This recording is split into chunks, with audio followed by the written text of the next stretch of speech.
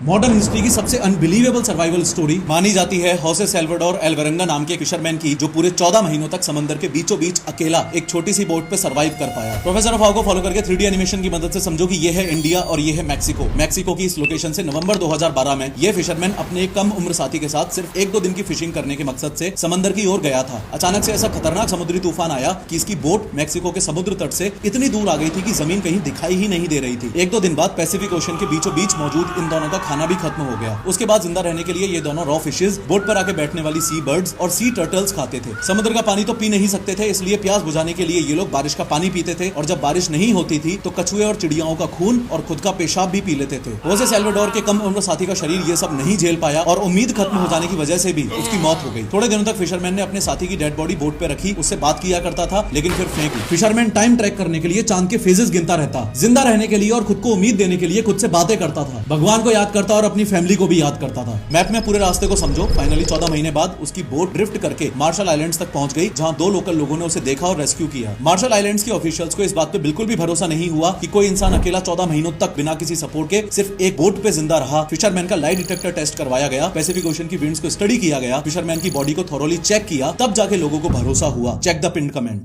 Modern history की सबसे unbelievable survival story मानी जाती है होसे सैल्वाडोर एल्वरंगा नाम के फिशरमैन की, जो पूरे 14 महीनों तक समंदर के बीचों बीच अकेला एक छोटी सी बोट पे सर्वाइव कर पाया। प्रोफेसर ऑफ हाउ को फॉलो करके 3D एनिमेशन की मदद से समझो कि ये है इंडिया और ये है मैक्सिको। मैक्सिको की इस लोकेशन से नवंबर 2012 में ये फिशरमैन अपने एक कम उम्र साथी के साथ सिर्फ 1-2 दिन की फिशिंग करने के मकसद से समंदर की ओर गया था। अचानक से ऐसा खतरनाक समुद्री तूफान आया कि इसकी बोट मैक्सिको के समुद्र तट से इतनी दूर आ गई थी कि जमीन कहीं दिखाई ही नहीं दे रही थी। 1-2 दिन बाद पैसिफिक ओशन के बीचों बीच मौजूद इन दोनों का खाना भी खत्म हो गया। उसके बाद जिंदा रहने के लिए ये दोनों रॉ फिशेस, बोट पर आके बैठने वाली सी बर्ड्स और सी टर्टल्स खाते थे। समुद्र का पानी तो पी नहीं सकते थे, इसलिए प्यास बुझाने के लिए ये लोग बारिश का पानी पीते थे, और जब बारिश नहीं होती थी तो कछुए और चिड़ियाओं का खून और खुद का पेशाब भी पी लेते थे। होसे सैल्वाडोर के कम उम्र साथी का शरीर ये सब नहीं झेल पाया और उम्मीद खत्म हो जाने की वजह से भी उसकी मौत हो गई। थोड़े दिनों तक फिशरमैन ने अपने साथी की डेड बॉडी बोट पे रखी, उससे बात किया करता था, लेकिन फिर फेंक दी। फिशरमैन टाइम ट्रैक करने के लिए चांद के फेजेस गिनता रहता, जिंदा रहने के लिए और खुद को उम्मीद देने के लिए खुद से बातें करता था, भगवान को याद करता और अपनी फैमिली को भी याद करता था। मैप में पूरे रास्ते को समझो। फाइनली 14 महीने बाद उसकी बोट ड्रिफ्ट करके मार्शल आइलैंड्स तक पहुंच गई, जहां 2 लोकल लोगों ने उसे देखा और रेस्क्यू किया। मार्शल आइलैंड्स के ऑफिशियल्स को इस बात पे बिल्कुल भी भरोसा नहीं हुआ कि कोई इंसान अकेला 14 महीनों तक बिना किसी सपोर्ट के सिर्फ एक बोट पे जिंदा रहा। फिशरमैन का लाई डिटेक्टर टेस्ट करवाया गया, पैसिफिक ओशन की विंड्स को स्टडी किया गया, फिशरमैन की बॉडी को थॉरोली चेक किया, तब जाके लोगों को भरोसा हुआ। Check the pin comment.